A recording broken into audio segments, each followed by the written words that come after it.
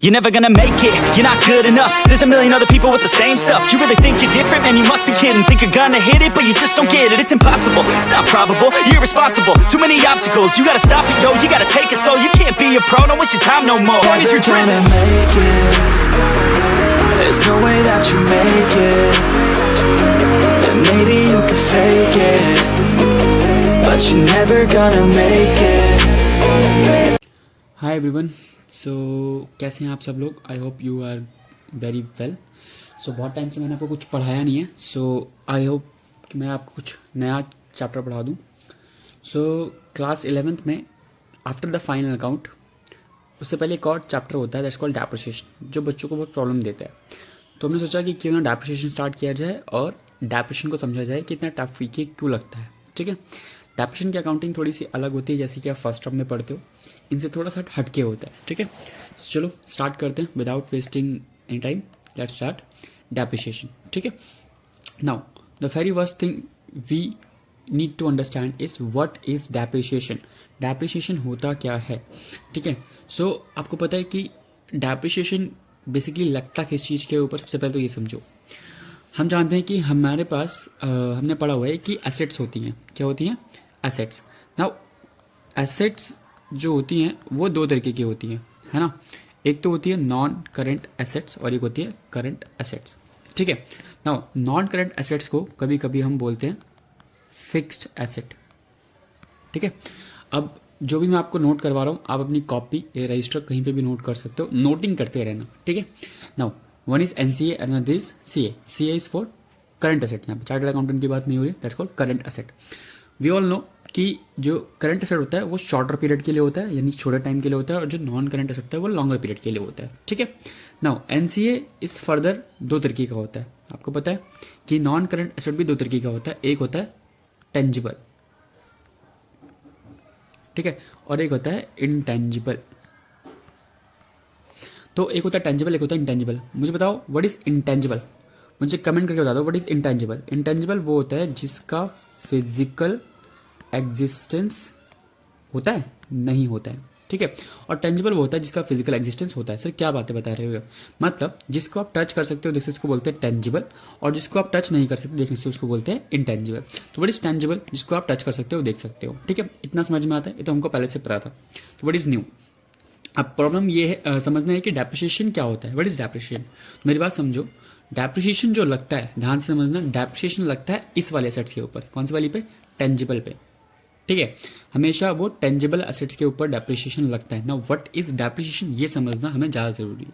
ठीक है, चलो वो समझते हैं कि डेप्रिसिएशन क्या होता है। देखो, मान लो आपने कोई टेंजिबल एसेट खरीदी। टेंजिबल एसेट क्या होता है? कार, बिल्डिंग, ठीक है, ये सब चीज़ें होती है टेंजिबल एसेट। तो मान लो आपने कोई गाड़ी खरीदी, ठीक है, लेट से कार खरीदी।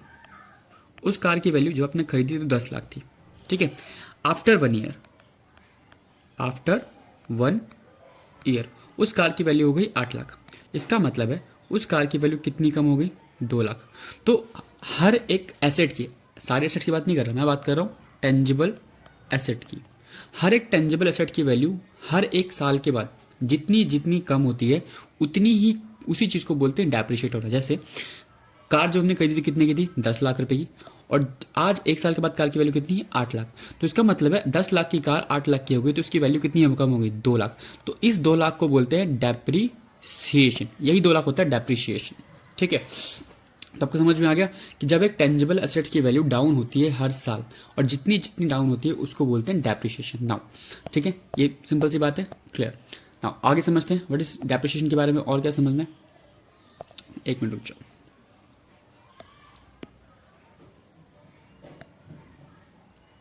ठीक है, नाउ डेफिनेशन की बहुत सिंपल सी डेफिनेशन है। क्या डेफिनेशन है ये समझते हैं। देखो, डेफिनेशन कहता है डेप्रिसिएशन में बी डिजायर्ड, डेप्रिसिएशन में be desired as a permanent. सबसे इंपॉर्टेंट चीज़ क्या है कि ये क्या होता है? Permanent continue gradual shrinkage. Shrinkage का मतलब होता है कमी होना। क्या होना? कमी होना। ठीक है, उसको बोलते हैं कमी। ठीक है, तो जब एक एसेट की वैल्यू में कमी आता है, श्रिंक होता है, श्रिंक का मतलब सिकुड़ना, तो उस चीज़ को बोलते हैं डेप्रिसिएशन। किस में कमी आती है? तो उस वैल्यू को बोला जाता है book value. Now what is book value? Book value is a broader concept जो आप इन आगे चैप्टर में और अच्छे से समझोगे। अभी समझो कि एक बुक वैल्यू वो वैल्यू होती है जिसमें जिस वैल्यू पे आप अपनी एसेट को रिकॉर्ड करते हो। मतलब अगर हमारी बुक्स में, किताबों में मेरी एसेट 10 लाख रुपए की है तो 10 लाख मेरे एसेट की क्या है, बुक वैल्यू है, ठीक है। और अभी भी हमने समझा कि डेप्रिसिएशन जो लगता है वो कौन सी वैल्यू, किस एसेट पे लगता है, फिक्स एसेट पे। कौन सी एसेट पे लगता है, फिक्स्ड, है ना। फिक्स कौन सी होती है, भूले तो नहीं हो ना, फिक्स कौन सी होती है, NCA यानी नॉन करेंट एसेट को फिक्स एसेट भी बोलते हैं क्योंकि ये लॉन्गर पीरियड के लिए होता है। इज दैट क्लियर क्या, गुड। सो डेप्रिसिएशन की डेफिनेशन समझ में आती है आपको, ठीक है। अभी कुछ इंपॉर्टेंट टर्म्स हैं, ऑब्सॉल्वेंस क्या होता है, ऑब्सॉल्वेंस क्या होता है, अमोर्टाइजेशन क्या होता है, डिप्लीशन क्या होता है। ये अलग अलग वर्ड्स हैं जो अलग अलग चीज़ों को यूज़ करते हैं। हमने अभी पढ़ा था एक वर्ड डेप्रिसिएशन, ठीक है। और फिर अभी कुछ वर्ड्स हैं ऑब्सॉल्वेंस, अमोर्टाइजेशन, डिप्लीशन। ये क्या होता है मैं कुछ जल्दी बता देता हूँ। देखो, जैसे ही टेंजिबल एसेट होता है, हमने कहा था ना एक टेंजिबल होता है एक इंटेंजिबल होता है, तो जिस तरीके से टेंजिबल एसेट की वैल्यू कम होती है हर साल, इसी तरीके से इंटेंजिबल एसेट्स की वैल्यू भी क्या होती है, कम होती है। अब कैसे होती है मैं ज़्यादा कवर नहीं कर सकता यहाँ पे क्योंकि क्लास रेगुलर क्लास का काम है, बट बता सकता हूँ कि जिस तरीके से आपके टेंजिबल एसेट की वैल्यू क्या होती है, कम होती है, उसी तरीके से आपकी इंटेंजिबल एसेट्स की वैल्यू भी क्या होती है, कम होती है। तो जब आपकी इंटेंजिबल एसेट्स की वैल्यू कम होती है ना, तो उसको बोलते हैं अमोर्टाइजेशन, उसको डेप्रिसिएशन नहीं बोलते हैं। ध्यान रहेगा कि अमोर्टाइजेशन का मतलब क्या होता है। अमोर्टाइजेशन जैसा वर्ड आपका आप यूज़ करते हो, अमोर्टाइजेशन जैसा वर्ड आप यूज़ करते हो, यूज्ड कौन से एसेट्स के लिए, बताओ कौन से एसेट्स के लिए, इंटेंजिबल एसेट्स के लिए। जब इंटेंजिबल एसेट की वैल्यू क्या होती है, राइट ऑफ, राइट ऑफ का मतलब होता है कम होना, उसको बोलते हैं अमोर्टाइज होना, अमोर्टाइज होना। जैसे टेंजिबल एसेट की वैल्यू कम होती है क्या बोलते हैं, डेप्रिशिएट हुई है। इसी तरीके से जब एक इंटेंजिबल एसेट्स की वैल्यू कम होती है तो उसको बोलते हैं क्या हुआ है, अमोर्टाइज हुआ है, ठीक है, क्या हुआ है, अमोर्टाइज हुआ है, ठीक है। इसी तरीके से एक वर्ड होता है ऑब्सॉल्वेंस। ऑब्सॉल्वेंस का मतलब होता है पुराना, पुराना होना, ऑब्सोलेट होना, ठीक है, क्या होना, पुराना होना, ओल्ड, ठीक है। आप समझो क्या हो गया, ओल्ड हो गया, ठीक है। अब ओल्ड हो गया इसका मतलब क्या है कि मान लो आपने एक एसेट खरीदी, क्या खरीदी, एसेट खरीदी, लेट से एक नया नया कंप्यूटर खरीदा, लैपटॉप खरीदा, ठीक है, you buy a new laptop, ठीक है, और आपने उसको 1 लाख रुपया खरीदा न्यू, ठीक है। लेट से लैपटॉप से समझोगी नहीं, मैं एक और दूसरा एग्जांपल लेता हूँ, you buy a new iPhone. अब समझ में आ जाएगा सर, यस, अब आपने हमारे मुद्दे की बात बोल दी है, अब हमारे समझ में आ जाएगा। तो you wide a new iPhone rupees 1.5 lakh rupees का, ठीक है, 14, लेट से लास्ट टाइम बाई किया था आईफोन 14 सीरीज, ठीक है।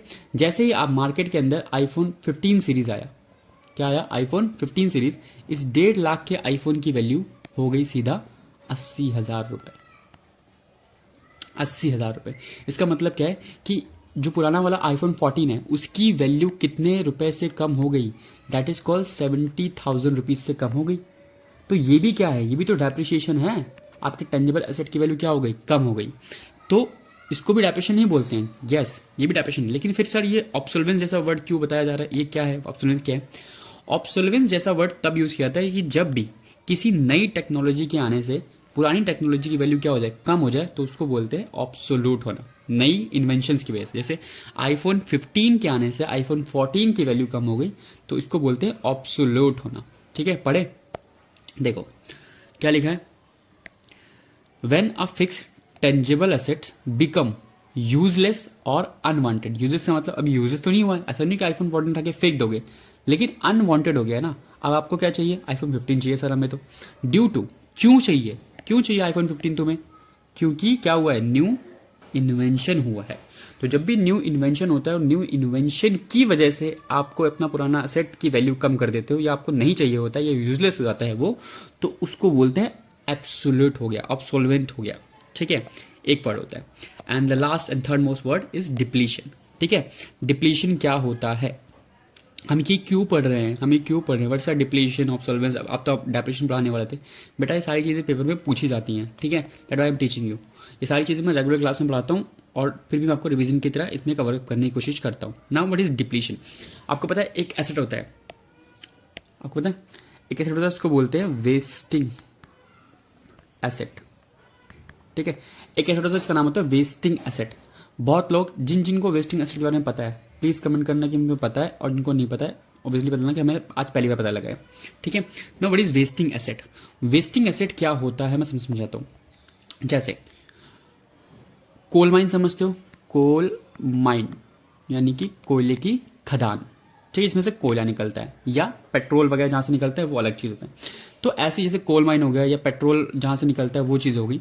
कोल माइन क्या होता है? कोल माइन एक तरीके से पूरा माइन बना होता है, ठीक है, माइन होता है और इस तरीके से, और इसके अंदर कोयले होते हैं, ठीक है, क्या होते हैं? कोयले होते हैं। तो अब जैसे जैसे इस माइन से कोयला निकलता जाएगा, समझो मेरी बात, जैसे जैसे इस माइन से कोयला हम निकालते जाएंगे, जैसे यहाँ से निकाल लिया, यहाँ से निकाल लिया, कोयला निकाल लिया, तो यहाँ से जब हम कोयला निकालते जाएंगे तो ये जो एरिया है ना, ये वाला, इतना जितना हमने कोयला निकाल लिया है, ये वाला एरिया, ये अब क्या हो गया? ये वेस्ट हो गया। ये क्या हो गया? वेस्ट हो गया। अब इसमें कुछ कोयला थोड़ी बनेगा, कोयला सिर्फ एक बार बनता है। अब आगे वाली जो माइन है, इधर वाले जो एरिया है, इसमें कोयला है, बट इस वाले एरिया में कोयला नहीं है, तो ये वाला एरिया अब वो क्या हो चुका है? वेस्ट हो चुका है। क्या हो चुका है? वेस्ट हो गया। इसीलिए कोल माइन को बोलते हैं वेस्टिंग एसेट। क्या बोला जाता है? Wasting asset. बिकॉज एक बार अगर आपने इनको यूज़ कर लिया, सॉरी, एक बार अगर आपने इसको यूज़ कर लिया तो अब ये क्या हो गई हैं? वेस्ट हो चुकी हैं, अब इनका कोई यूज़ नहीं है, समझे? तो इसीलिए इनके लिए वर्ड यूज़ किया था क्या? डिप्लीशन। डिप्लीशन का मतलब होता है डिक्रीज होना। क्या मतलब होता है? डिक्रीज होना। यानी एक बार अगर आपने उस एसेट को यूज़ कर लिया तो उसके बाद आप दोबारा उस एसेट को यूज़ नहीं कर सकते हो, ठीक है? चलो पढ़े, क्या लिखा है देखो। कह रहा है द टर्म डिप्लीशन, यहाँ पे ध्यान देंगे, the term depletion is used in relation to decreasing, कौन सी value? Decreasing the value of wasting asset और natural resources such as a mines. लिखा है ना वर्ड, आपको दिख रहा है? Such as the mines, oil wells, timber trees, fishing etcetera, क्योंकि इनकी वैल्यू टाइम टू टाइम क्या होती रहती है? कम होती रहती है, ठीक है? इसलिए इनको बोला जाता है वेस्टिंग एसेट्स। क्या गैडर होता है? क्या सबको समझ में आता है ये चीज़? ड्यू टू, क्यों होता है ये भी समझ लो, क्योंकि कंटिन्यूइंग रिमूवल और एक्सट्रैक्शन ऑफ थिंग्स। आप यहाँ से कोयला निकाल रहे हो ना, कंटिन्यू रिमूव कर रहे हो धीरे धीरे करके, जितना कोयला आप निकाल लोगे, जितना कोयला आप क्या कर लोगे? निकाल लोगे, वो सब क्या हो जाएगा? वेस्ट हो जाएगा। तो क्या आपको इतना समझ में आता है व्हाट इज डेप्रिसिएशन, डिप्लीशन क्या होता है, अमोर्टाइजेशन क्या होता है, और ऑब्सोल्वेंस क्या होता है, ठीक है? मुझे बताना आपने कितनी चीज़ें आज पहली बार सुनी, पहली बार, मतलब डेप्रिसिएशन का चैप्टर पढ़ने के बाद भी आपको कितनी चीज़ें नई मिली है इसमें पढ़ने के लिए, जिसका वर्ड आपने पहले कभी नहीं सुना था, ठीक है? चलो आगे चलते हैं। नाउ डेप्रिसिएशन की अकाउंटिंग कैसे होती है वो समझेंगे, ठीक है? थ्योरिकल पार्ट है एक, मैं बता दूंगा आपको क्या है। देखो, अभी हमने पढ़ा कि डेप्रिसिएशन क्या होता है, डेप्रिसिएशन कैसे चीज़ें होते हैं। इसके अलावा एक तो ये होता है कि नीड का मतलब क्या होता है? Why we are charging depreciation. सबसे बड़ा क्वेश्चन है ना, सर डेप्रिसिएशन लगाते ही क्यों है? क्या जरूरत है डेप्रिसिएशन लगाने की? मत लगाओ ना, क्यों फालतू में काम बढ़ा रहे हो हमारा, हमें पढ़ना पड़ रहा है, ये फालतू की चीज़ है आपका डेप्रिसिएशन, है ना? तो डेप्रिसिएशन लगाने की जरूरत ही क्यों पड़ रही है? Why we need to provide depreciation, पहली चीज़ तो ये। दूसरा, causes of depreciation, why we charge depreciation, depreciation लगता ही क्यों है? एक तो हम लगाते क्यों है, पहला क्वेश्चन तो ये है। दूसरा, लगता क्यों है सर, क्यों लगाए हम डेप्रिसिएशन? तो मैंने कहा था कॉज ऑफ डेप्रिसिएशन क्या है, देखो बहुत सिंपल कॉजेज है। कॉजेज ऑफ डेप्रिसिएशन यहाँ समझो, कॉजेज ऑफ डेप्रिसिएशन क्या होता है? देखो, कॉज का मतलब होता है रीजन, क्यों, किस वजह से डेप्रिसिएशन लगता है। पहला, सबसे पहला वर्ड होता है that is wear and tear. क्या होता है? Wear and tear. Wear and tear को हिंदी में बोलते हैं टूट फूट, ठीक है? टूट फूट यानी अगर आप एसेट को यूज़ करते हो, जैसे सिंपल सी चीज़ है, हमारे पास वो जो मशीन थी, ये गाड़ी थी, हमने क्या खरीदा था? एक कार खरीदी थी। तो अब उस कार के रिस्पेक्ट में बात करते हैं। अगर आप उस कार को यूज़ करते हो तो डेंट लगता है, एक्सीडेंट होता है, तो उसमें क्या होता है? वेयर एंड टियर होता है ना, यूज़ होता है। तो जब आप उसको यूज़ करोगे तो उसमें चोट लगेगी, एक्सीडेंट होगा, किस वजह से? यूज़ करने की वजह से, ठीक है? और पैसेज ऑफ टाइम यानी टाइम बिताने की वजह से। तो उस कार की वैल्यू धीरे धीरे क्या होगी? कम होगी ना। अगर मान लो भाई एक नई गाड़ी है और एक पुरानी गाड़ी, तो दोनों गाड़ी में फ़र्क होगा ना, तो इसीलिए डेप्रिसिएशन लगता है, उसी को डेप्रिसिएशन बोलते हैं। दूसरा, ऑब्सोल्वेंस। सर अभी डिस्कस किया था ना ऑब्सोल्वेंस क्या होता है, अभी डिस्कस किया था। क्या होता है ऑब्सोल्वेंस? सर जब हमारे एसेट्स की वैल्यू कम हो जाती है, कम तो जाती है, किस वजह से कम होती है? किसी न्यू इन्वेंशन के आने से। किसकी वजह से? न्यू इन्वेंशन के आने से, तो उसको बोलते हैं ऑब्सोल्वेंस। तीसरा, सर एफ्लेक्स ऑफ टाइम, कहते हैं ना समय के साथ हर चीज़ की वैल्यू क्या होती है? कम हो जाती है, ठीक है, समय के साथ हर चीज़ की वैल्यू क्या होती है, कम हो जाती है। Yes it is right. आप जो एसेट खरीद रहे हो, गाड़ी खरीद रहे हो, आपने 5 साल पहले 10 लाख की खरीदी थी, तो क्या 5 साल बाद भी वो 10 लाख की होगी? नहीं, इट इज़ नॉट पॉसिबल। 5 साल बाद उसकी वैल्यू हो सकता है 4 लाख हो जाए, हो सकता है 5 लाख हो जाए। तो एफ्लेक्स ऑफ टाइम का मतलब होता है यूज़ ऑफ टाइम। जितना टाइम उसको आप यूज़ करोगे उतना आपकी वैल्यू क्या होगी, डाउन होती चली जाएगी। तीसरा है एबनॉर्मल फैक्टर। भाई एक्सीडेंट कर दिया, गाड़ी निकाली शोरूम से, ठोक दिया ले जाके। सिंपल समझ लो कि हमने 10 लाख की गाड़ी खरीदी और लेके चला के जा रहे थे और सीधा के एक्सीडेंट डिवाइडर में मार दिया, तो क्या अब उस गाड़ी की वैल्यू 10 लाख होगी? नहीं होगी ना। आपने चाहे इसको एक दिन यूज़ किया, लेकिन आप क्या कर दिया, एक्सीडेंट कर दिया, तो उसकी वैल्यू 5 लाख होगी सीधा सीधा। एक दिन में आपने उसकी वैल्यू आधी कर दी, है ना, जादू।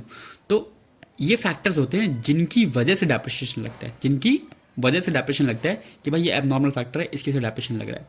तो क्या आपके माइंड में क्लिक होता है डेप्रिसिएशन होता क्या है और डेप्रिसिएशन के कॉज क्या है? कॉज का मतलब है रीज़न क्या है, क्यों लगता है डेप्रिसिएशन, क्यों लगाते हैं डेप्रिसिएशन, ये हमें डिस्कस करना बाकी है। ठीक है, क्यों हम लगाते हैं हम डेप्रिसिएशन, ये हमें डिस्कस करना बाकी है। क्यों लगता है डेप्रिसिएशन और डेप्रिसिएशन क्या होता है, क्या ये दोनों चीज़ आपको क्लियर होती हैं? इफ़ यस तो मुझे बताना। ठीक है, तो आई होप यहाँ तक आपको समझ में आएगा। This is part 1। मैं इसको बहुत छोटा रखूँगा। पार्ट 2 में मैं आपको बताऊँगा वाई वी चार्ज डेप्रिसिएशन, हमें ज़रूरत ही क्यों है डेप्रिसिएशन लगाने की, पार्ट 2 में। और पार्ट 3 में हम डिस्कस करेंगे इसकी अकाउंटिंग पर्सपेक्टिव्स के बारे में। ठीक है, so I hope you will get this. तो सीरियल ये वाला समझो, उसको पढ़ो, उसको रीड करो और सारी चीज़ें नोट। छोड़ दे तू आलस, अब जीत का आगाज कर। कल थे जो पेंडिंग वो काम सारे आज कर। Early to bed and early to rise, है सोच जिसकी ऊंची, बड़ा सपनों का साइज। सेक्रीफाइस कर दे नींद, सेक्रीफाइस तेरा फोन, सेक्रीफाइस सारे दोस्त, sacrifice comfort zone, Facebook log out, full power workout. किताबें उठा लो, पूरी टीम को बुला लो, बिजनेस अकाउंट सारे एड्स भी चला लो। अब ना किस्मत को कोसे, ना किसी के भरोसे, खुद से समर्पण, खुद को परोसे। मुश्किल हो वक्त तो कमांडो हो सख्त, जख्मी है ठीक फिर भी हंसता कम वक्त।